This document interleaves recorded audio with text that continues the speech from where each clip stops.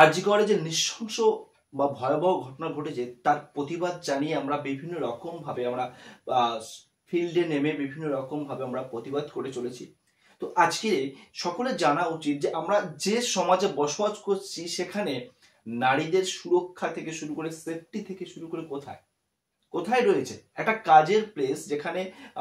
Working place, যেখানে সব থেকে সিকিউর ফিল করায় যখন বাড়ি থেকে তারা বেরোন এবং সেখানে পৌঁছানোর পরে, যেখানে পৌঁছে যাওয়ার পরে বাড়ির লোক রিল্যাক্স থাকে, বাড়ির লোক যখন ফিল করে যে না সেখানে পৌঁছে গেছে, দ্যাট মিনস সেফটি। তো সেখানে যদি এইরকম ভাবে একটা নৃশংস ভাবে একটা ভয়ঙ্কর একটা ঘটনা এইভাবে ঘটতে পারে, তাহলে কোথায় আর সিকিউরিটি রয়েছে? তো তার প্রতিবাদে আমরা সকলেই বিভিন্ন রকম ভাবে আমরা সব পথে নেমেছি এবং বিভিন্ন রকম ভাবে সবাই বিভিন্ন দিক থেকে সমস্ত রকম ভাবে আজকে জনগণ সমর্থন করে চলেছে তার প্রতিবাদে। সবাই প্রতিবাদ মিছিলে অংশগ্রহণ করছে, দেখে খুব ভালো লাগছে বিষয়টি। এবং এখানে এর পাশাপাশি আমি অবশ্যই বলবো যে যারা এই সমস্ত ক্রাইমের সাথে জড়িত রয়েছে, বিশেষ করে এই যে রিপোর্ট সামনে এসেছে, আমরা সকলে জানি যে রিপোর্টটা কতটা ভয়াবহ, কি রকম ভাবে সেই ডক্টর দিদিকে হত্যা করা হয়েছে, নৃশংসভাবে কিরকম ভাবে ওনাকে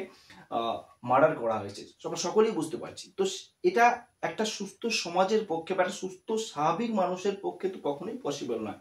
আর যেভাবে রিপোর্ট আসছে সেখানে তো কোনো রকম ভাবে আমার তো মনে হয় না, আমি কেন, আমরা যখন যারা সকলেই দেখেছি বা আমরা শিক্ষিত সমাজ যারা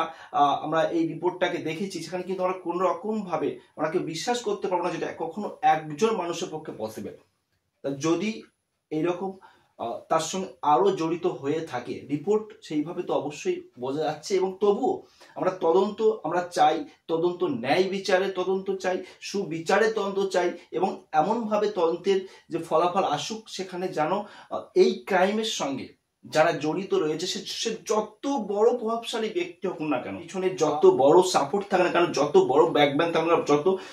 ব্যাকগ্রাউন্ড যত স্ট্রং হোক না কেন, তবুও আমরা চাই সেই মানুষদেরকে সামনে আনতে হবে, সেই মানুষদেরকে সামনে তুলে আনতে হবে, যাতে সেই সমস্ত মানুষদেরকে শাস্তি দিয়ে চোখে আঙুল দিয়ে বুঝিয়ে দিতে হবে যে এইরকম অন্যায় করলে বা এরকম ক্রাইম করলে এই সমাজে বাঁচা যায় না। এমন দৃষ্টান্তমূলক শাস্তি দিতে হবে, এমন ভাবে তাদেরকে শাস্তি দিয়ে সেটাকে এমন ভাবে প্রকাশ্যে আনতে হবে যাতে তারা পরবর্তীকালে সেই সমস্ত মেন্টালিটির মানুষরা সেই সমস্ত ক্রাইম করতে গেলে অন্তত এই যে শাস্তি, দৃষ্টান্তমূলক শাস্তি দেওয়া হবে, সেই শাস্তিটা দেখার পর যেন তারা ভয় পেয়ে বা তারা যেন সেই ক্রাইমটা করতে গেলে 10 বার ভাবে, 1000 বার ভাববে সেই ক্রাইমটা করতে গেলে যে আমাদের ক্রাইম করলে আমাদের এমন বিপদ হতে পারে। তো সেই রকম ভাবে আমাদের প্রতিবাদ করতে হবে, সেই রকম ভাবে আমাদের আমরা সুবিচার চাই, ন্যায় বিচার আমরা চাই। তার পরিপ্রেক্ষিতে আমরা কোনো কিছু শুনতে চাই না, আমাদের ন্যায় বিচার প্রয়োজন। যতদিন না এই ন্যায় বিচার পাবে ততদিন কিন্তু যে সমাজে সুরক্ষা বা সিকিউরিটি কোনো প্লেসে কিন্তু কেউ ফিল করবে না, আফটার